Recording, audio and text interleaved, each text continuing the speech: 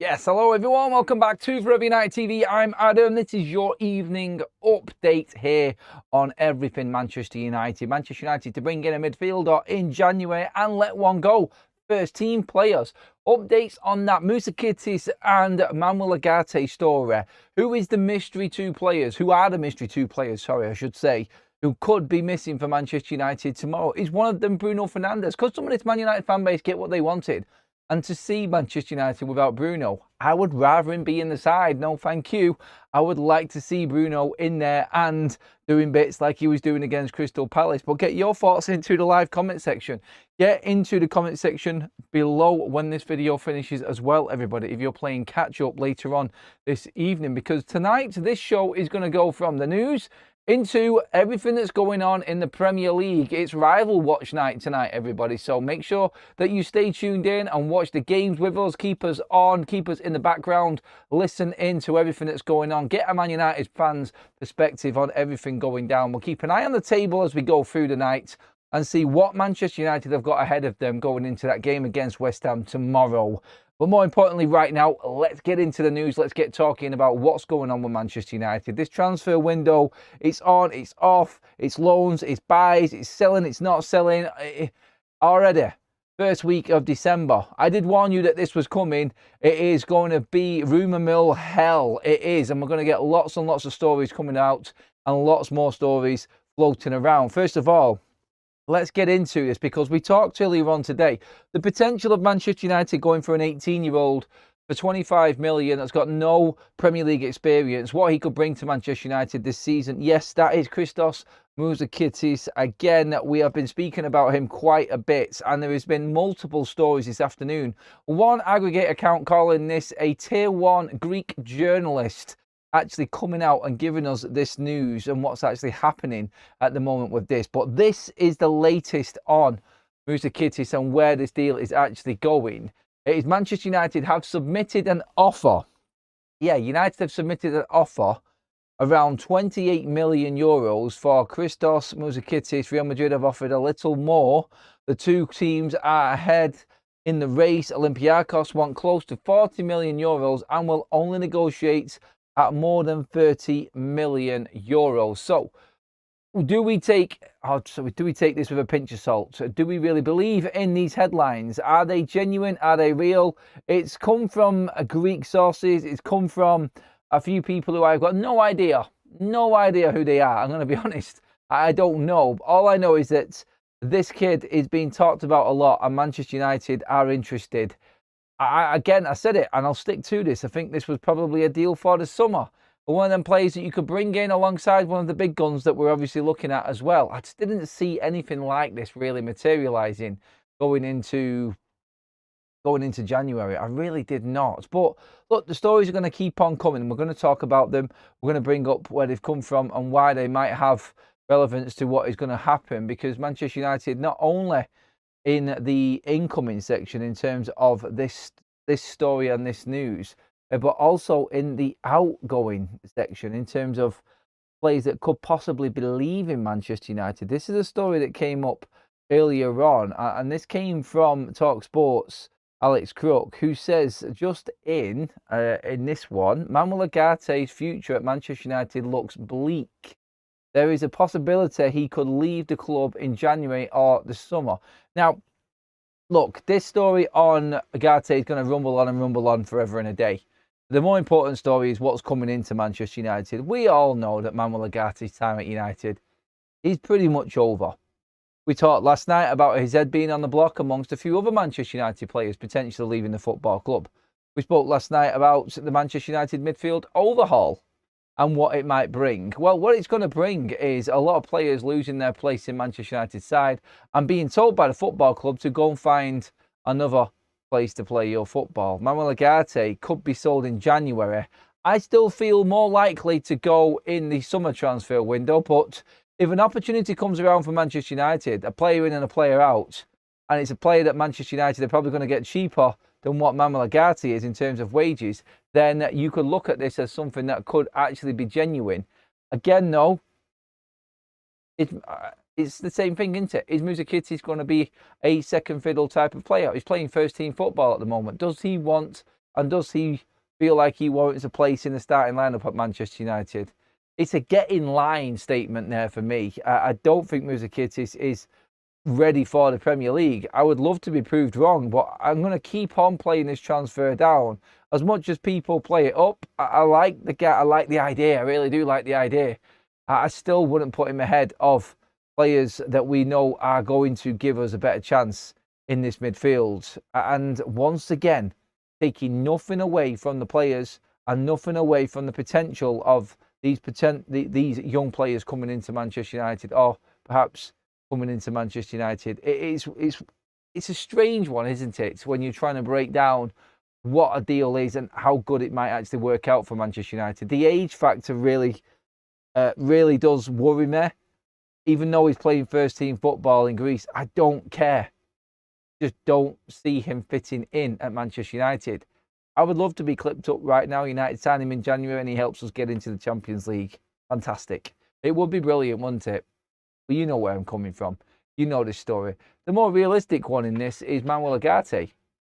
That the situation behind him at the moment is a strange one. Now, look, Ruben could play him tomorrow night. We don't know. We honestly don't know what Ruben's thinking at the moment. But at the moment, Ugarte is getting nowhere near this team.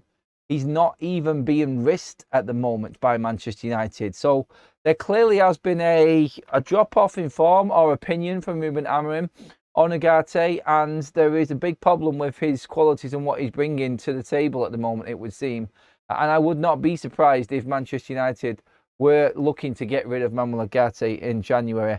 I do think that this would force Manchester United into bringing in another player, though. I really do think that United would have to bring in somebody else, and I just don't know who that is. And this is where the talk of Mouzakitis has come from. And again, it's just not going to work for Manchester United, I don't think, bringing somebody in from overseas so young in the January transfer window. So, yeah, I'm open to anyone's suggestions in this in terms of what you think is right and wrong. Do you think that this is actually a smart move for Manchester United? Let me know. Let me know what you're thinking, everybody, because I'm not fully sold on the idea. Let's get into some of the comments section. Please keep them comments coming in. Make sure you hit the like button on the video also, everybody. Third live stream of the day today, bringing you loads and loads of content. Earlier on, we spoke about Ruben Amorim's press conference, the mystery 2 players. We're going to bring that up very soon as well. Who else might be missing tomorrow? Real Madrid, surely go there then. Well, why would you? You look at Endrick. You look at some of the players that are not featuring in that Real Madrid side right now. And you look at the midfielders that they've got. They're not exactly short on world-class midfielders, are they? So, again, why would he go to Real Madrid? This is the same thing with Mastantuono, isn't it? The River Plate wonderkid. And it's Real Madrid just trying to steal in ahead of everybody, use their big, massive name and try and entice these young players in. And then just keep them lingering around in the background, hoping that they can make it. And now look what's happening. Hendrick's going out on loan to Lyon. He's not getting the game time. We're not really hearing loads on Mastantuono either, are we? Well, as at Manchester United, I think, and I'm not being biased here, I promise you, I do think there's a better opportunity for game time at our club. And I think this is what we've got to look at now. I think this is where Manchester United are actually at. And I think they do have some form of pulling power. I do. I think they're being sensible going for the younger players, saying, look, you've still got time to move on past Man United. Well, I don't think they'd say that, but obviously in conversations, we want to develop you even more. You've got plenty of time in your career. God knows what happens later on in your career. You could become a Man United legend. You might move on elsewhere. You just don't know. Look, we've always got confidence from what happened with Lenny Yoro that United can attract players. Without the best options in terms of Champions League on the table, we're still getting players and getting good players ahead of other bigger clubs. If United get into the Champions League, again, like we've said before, then it does change things. And that's the summer transfer window. I think that is going to be an absolute bonanza, like we've said many a times already. If it doesn't come from Indy Kelly, I don't want to hear it.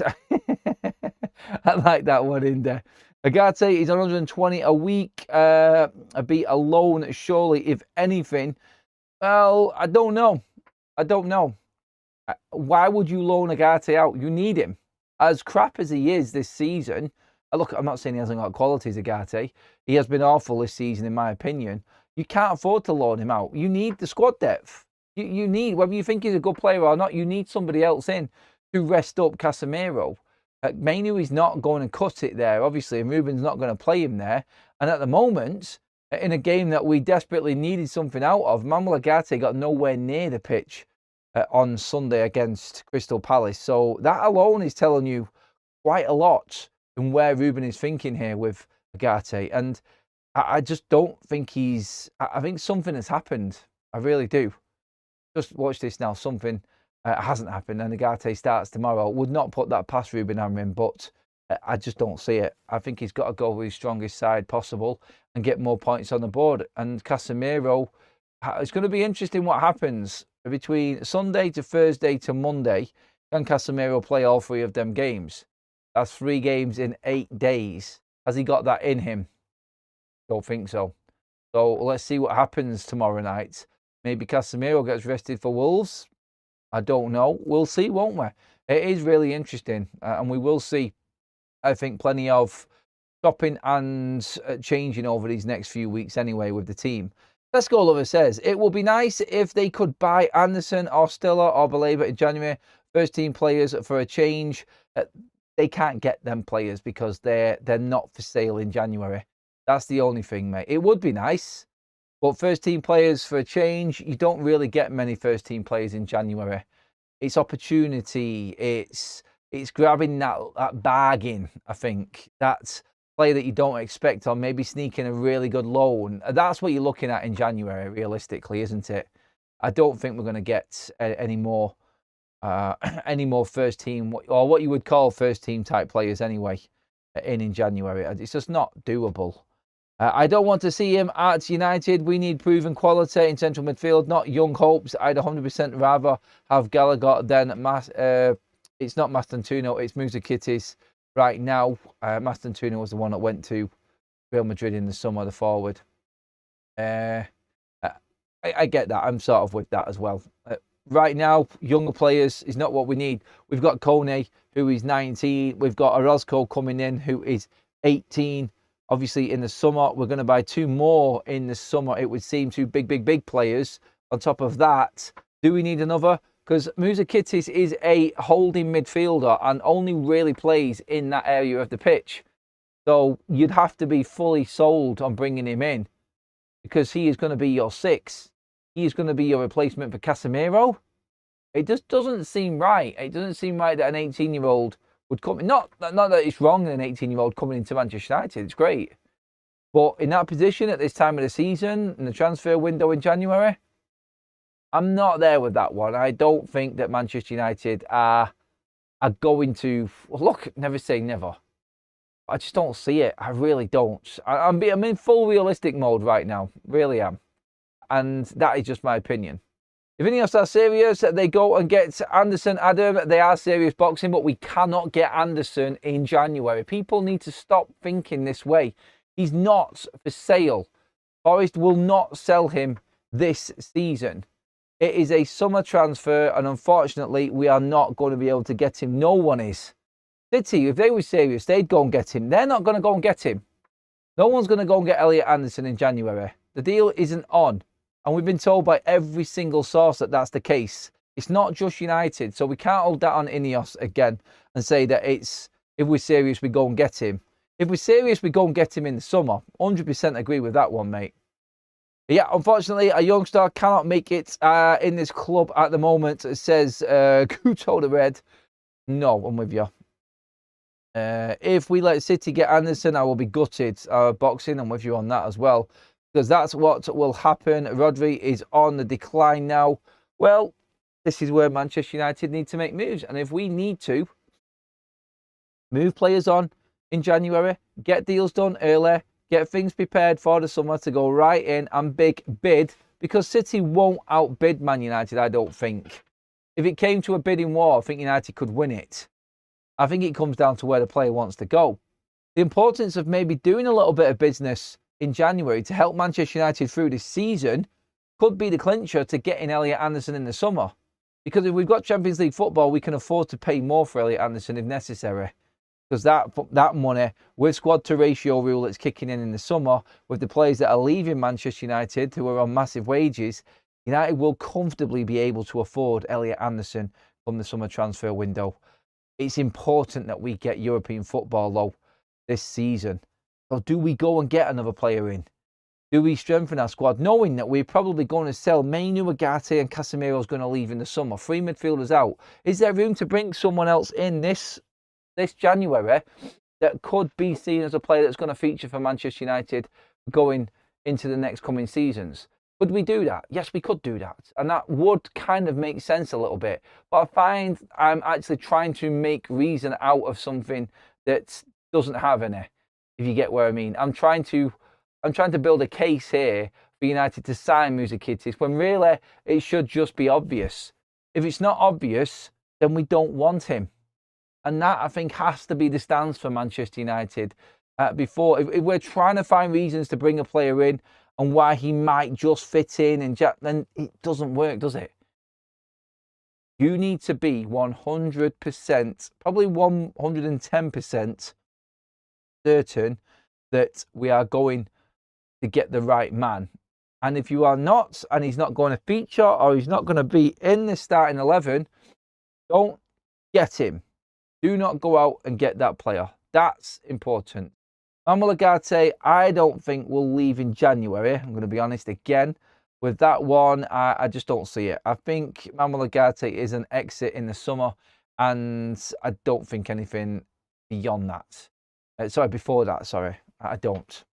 Who should United acquire in January? Gomez, still or someone else? Well, Indy Kelly is retweeting his João Gomez news from last night, still, all day, in fact. So they're confident that United are in discussions with João Gomez. The obvious one, and a lot of people are just jumping on what we've been saying as well, and what's also been reported on Conor Gallagher, 25 million for him. And now you've got Mouzakitis. Now, Olympiacos will sell the youngster, but only for 30 million. That's the supposed report. Would they want to sell him in the middle of the season? Maybe they feel like they have to sell him in the middle of the season to get better value. Maybe he has, I don't know, maybe he's got something in his contract which makes him available in January. We don't know, and I'm not really bothered about that. I can't get excited about that transfer because we haven't seen enough of him play, and he's never played at the highest level. Although he has played in the Champions League and really competed in the Champions League in games like they did last week against Real Madrid. So maybe, yeah, you just don't know. You just don't know. Wouldn't give for Gallagher. Why wouldn't you pay for Gallagher? Jordy boys, not all for Gallagher there in the chat. Still in Jan, bring him in. Casemiro there. Casemiro there will. There's Raphael. Casemiro's gone in the summer. He's not going anywhere in January. Ugarte could go in January, but he's also definitely going in the summer. Been calling Ugarte out for weeks and weeks and weeks now, that he really is going to be hit by the second season syndrome that Omar Barada lives by, apparently. We will see, won't we? All eyes are going to be on Manchester United's underperforming players and where they end up next season. Obviously, you've got on top of that a few other little issues that you've got to deal with. Do you give new contracts to players that are not only out of contract this summer, but the season after? Like Shaw, Dalot, Bruno, Mainu. On top of that, you have got, obviously, Malacia, Maguire and Casemiro this summer as well. Just walking away from Manchester United. We are going to save a lot of money and we are going to be in a better position. And I think if United wanted to prove again, I think I said this last night actually, if they're wanting to prove to the fan base that they are serious and they are really moving now, then what we're looking at here, I think, is show us in moving some players on that this club in the past would have probably would have kept hold of. Manuel Ugarte is the perfect example of a Diogo Dalot type player. Brought in reasonably young and just stays in, just carries on, being a bit part player. In fact, he's like a Victor Lindelof, Manuel Ugarte.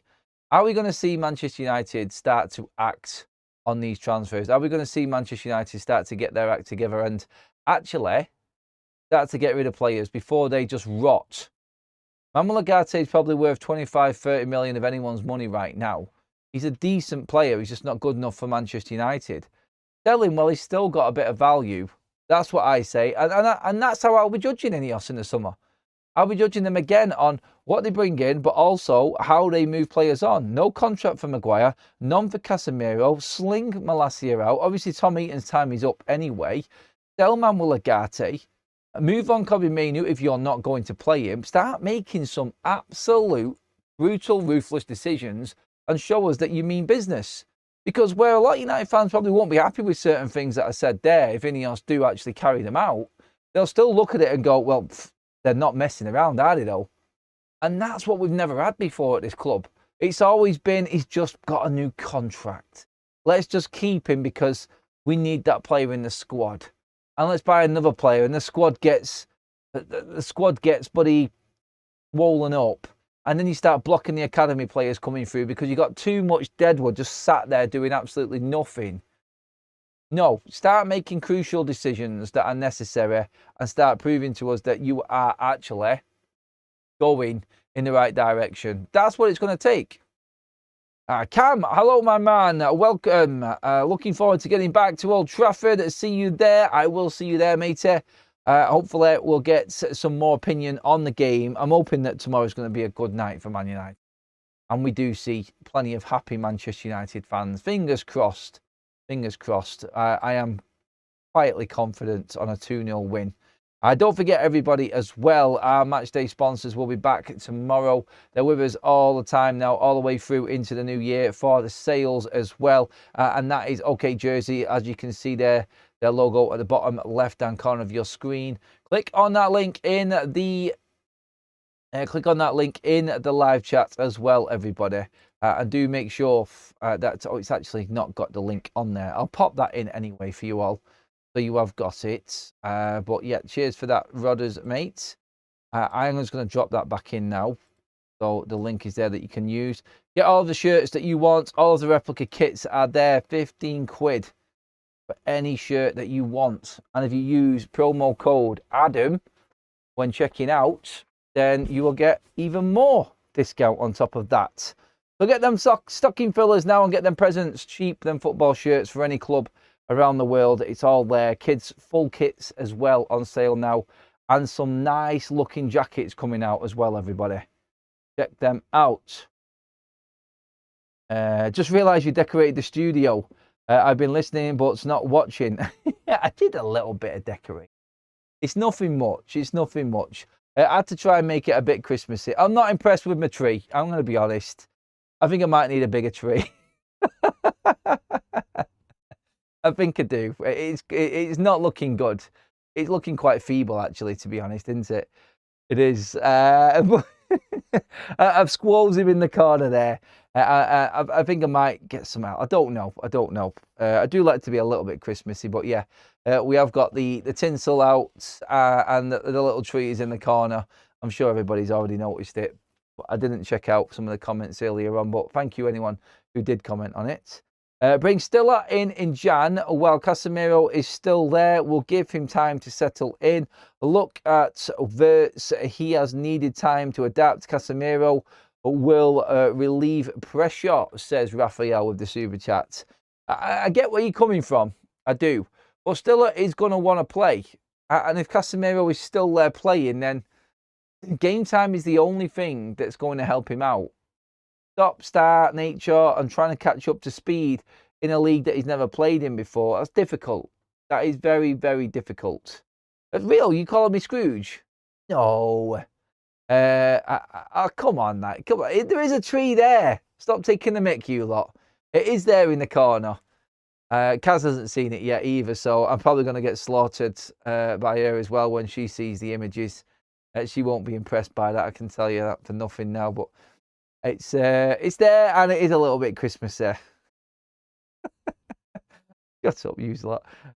Right, come on. Let's get into the next subject anyway. That's the midfield and the potential January ins and outs covered on the show this evening. Don't forget, everybody, throughout this evening, we're going to stay live. We're going to continue this live stream all the way through all of the games this evening. So we're going to be doing a rival watch. So watch along on, first of all, we'll start with the Arsenal game, not my go-to game of the evening.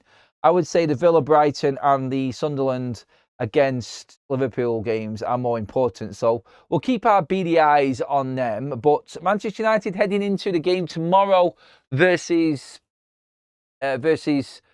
West Ham with 2 mystery injuries. Now, there is rumours flying around social media that one of them could actually be Bruno Fernandes. Now, I don't think it is Bruno, because Bruno just doesn't do injuries. But Rob Dawson of ESPN, who was at the press conference today speaking to Ruben Amorim, has said that Ruben has been carrying a knock.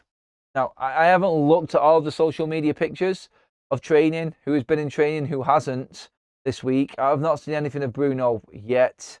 So, again, like, look, it's guesswork.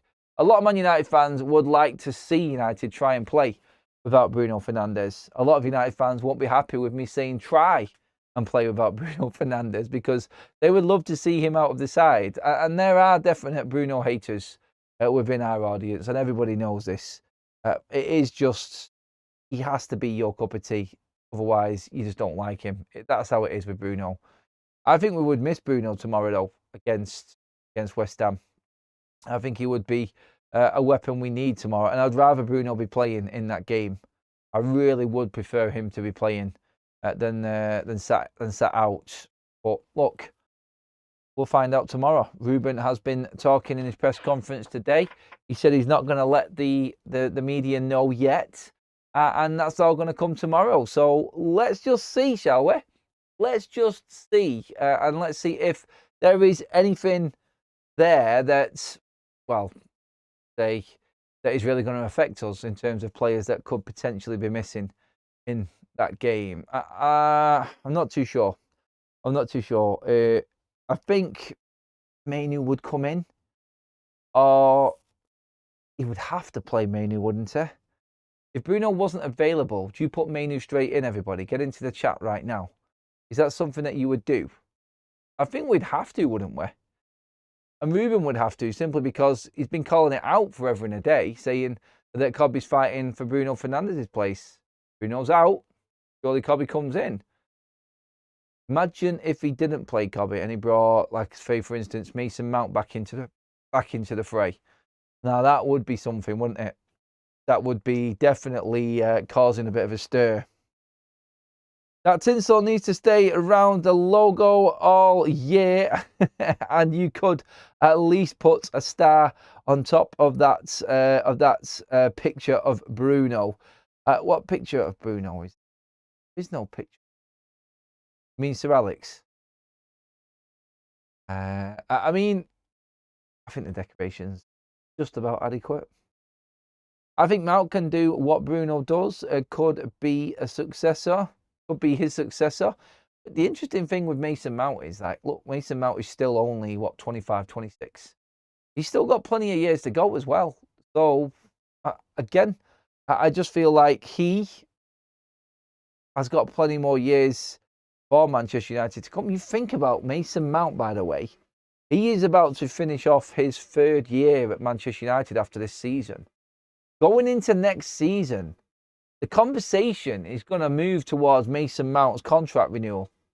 It's obviously something that really we don't want to be talking about, oh, as the unthinkable last season, but that's the reality. Next season, conversations on a Mason Mount contract renewal come in, because he's still young.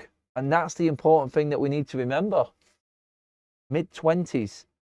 A lot of people have used that as the excuse as to saying why they think we should have Mason Mount and not, for instance, Conor Gallagher coming into the side. Why buy Mason? Why buy Conor Gallagher when you've already got Mason Mount? I mean, look, I think he can do a job for us. I think he really can do a job for us, Mason Mount, in that midfield. And I'm trying to focus on everything that could potentially happen this season rather than into the summer. The summer will bring a different look on everything. Summer will be a totally different scenario for Manchester United. But I do think that what we've got right now, Mason Mount realistically could do a job for Manchester United. And I think there is a chance that he does drop in there as well when Bruno is struggling, or Bruno actually does get dropped at some point. Look, again, we're clutching at straws and we're looking at different possibilities with certain players coming in and out of the side, hoping that we can get the best out of them, or Ruben can get more out of them. For instance, by that I mean the Kobbie Mainus of this world. He needs to really, really take advantage of any chance that he gets. The fear I've got with that one, again, is that as soon as Bruno's fit, he starts. Kobbie's done. Just the realism, isn't it? The realism of the situation, I think, more than anything else. We talked to you earlier on about the potential move for JJ Gabriel from Barcelona. Lots of people have been talking about this, including Fabrizio Romano, who's talking about him and Manchester United putting their faith in him. A little confused at all of the JJ Gabriel transfer talk circulating this morning. Again, this is what I was saying, and now the Academy Scoop has come out online and pretty much put this to bed. He can't move abroad until summer 2027 at the earliest, so suggestions of Barcelona actively trying to sign him are clickbait-driven, fear-mongering at best, courtesy of the usual suspects. Having a go there at Samuel Luckhurst, because everyone knows it was him who broke the story earlier on. So, yeah, I did say this before. He's just signed his new contract to stay at Manchester United. You can only sign academy players of this age for 2 years, and that takes him to 2027. There is no chance that he can move. He's not allowed to move. But what Manchester United need to do in winning him over and getting him to play another 2 years, promoting him to the under-18s, they have a chance to now negotiate and sweeten things up to try and get him to sign a contract as soon as that academy contract finishes 2027. So, yeah, nothing to worry about, nothing to even...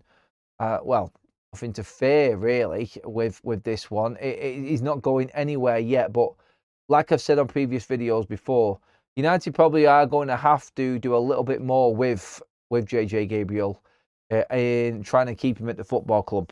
That's what's going to have to happen, because someone will come in and give him a lot more, and it'll be them big clubs in Spain. They always do the same thing. Trying to entice them in with big incentives, because they don't want to spend big money anymore, because La Liga has got everything locked down financially over there. And that, I think, is the biggest worry. Manu, 20-year-old with mountain of pressure of delivery every time he's on the pitch. 1 Euro final, and the English media have destroyed this kid. He needs development. He should be loaned out. Loaned out or sold? Manny on this one. I don't think the media have destroyed him either on this one. I think he's just another victim of poor representation from his agents. I do. I think he's been badly advised.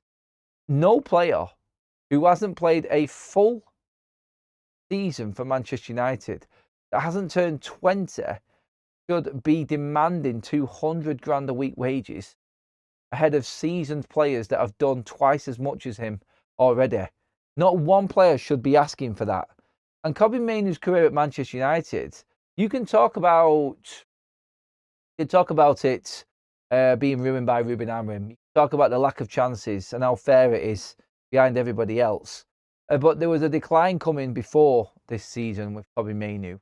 It was on the pitch last season, and it all started when contract negotiations got underway and have now stopped over a year on.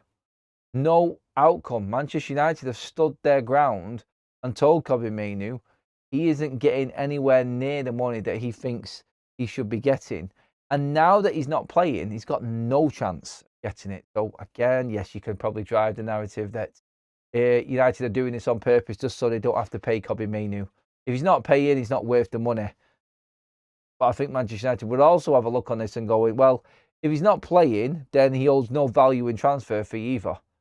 And he's going to have to be let go for nothing. United would want a fair deal and they want Kobbie Mainoo to stay. He's the one who doesn't want to stay at Manchester United. Because I don't think he wants to wait for Bruno Fernandes. And honestly, Bruno Fernandes or not, I still don't think he starts after this season because United are going to bring in replacements in the transfer window. Backs, I think, and it's quite clear that that is the plan and what is going to happen. Cheers everyone for all the likes already. Please do pop a like on a video. We're keeping up to that 200 live like mark. Don't forget, we are continuing this stream through the night for all of this evening's football. We're going to bring you your football special this evening, everybody, bringing you up to date with all the Premier League goals, where we look at our rivals, assess what they're doing, and the lay of the land, really, before we play tomorrow night against West Ham, and what we've got to do to try and move up that table. Big games tonight that affect Manchester United. Arsenal-Brentford, which is the first one, does actually affect us because Brentford could overtake us in the league, of course. And Arsenal were expecting to win this game. But if Brentford did get anything out of it, it just brings everybody back into the pack. I'm not saying we're chasing Arsenal for the title, not by any stretch. I really, really am not. But you know what I mean. It is a case of everyone all bunched together and it being open. The Brighton and Villa game is probably the highlight of the night, both against fifth. Brighton, Villa, two teams in great form in the Premier League at the moment. I'll be keeping a beady eye on that one. Of course, Liverpool against Sunderland. Can Sunderland do what all Manchester United fans want them to do and prove that they are, again, deserving of where they are in the league and take points off Liverpool? To stay ahead of Liverpool, it would be very, very nice. Even though Sunderland might move away from us a little bit, I would still like to see Liverpool rot a little longer around the mid-table mark. That would be fun. Bradley says, not doing business in January is a joke. No serious football club ignores a transfer window when they need signings. I'm not convinced with Ineos at all. Who would you buy? Who would you buy? Give me some context on that one, please, Bradley. If there are players there to buy, United are clearly going to get them. But why would you just go out and buy anyone? Players are not there. You can't buy them. Simple as.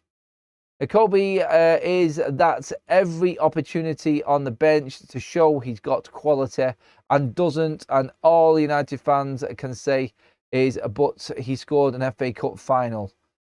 So lots of play. JJ can move at 16 because he has a dual passport, an Irish one as Ireland are still in the EU. It's got nothing to really do with it. It's the contract. 2-year deal where he stays at Manchester United for 2 years. That's why the contracts are limited to 2 years. So he can't move. He moves in 2027. Simple as that. And that's pretty much. He's going to be near enough when he's 16 anyway, like I just said, because he's still just turned 15 now, and we're about to enter 2026. So, yep, in a way, you're right, but it is what I actually said as well at the same time. That contract ends, and then it's up for renewal with any club. So it's not just the Barcelonas of this world. One of the best young talents in the academy system right now in England could be up for grabs for any club. That's the reality of it with him.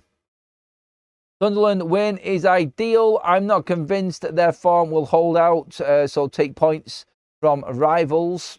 Yeah, I'll take that one. I'll take that, matey. I think that makes that's common sense there. Going out shortly. Cheers all. P.S. Would like to say it was a tremendous show, Adam. Thanks for that, Steve. But would be cruelly sarcastic, but can happily describe it as excellent. Many thanks as always. It's all right, the tree. It'll do for now. Should I get a new tree? That should be another poll, shouldn't it?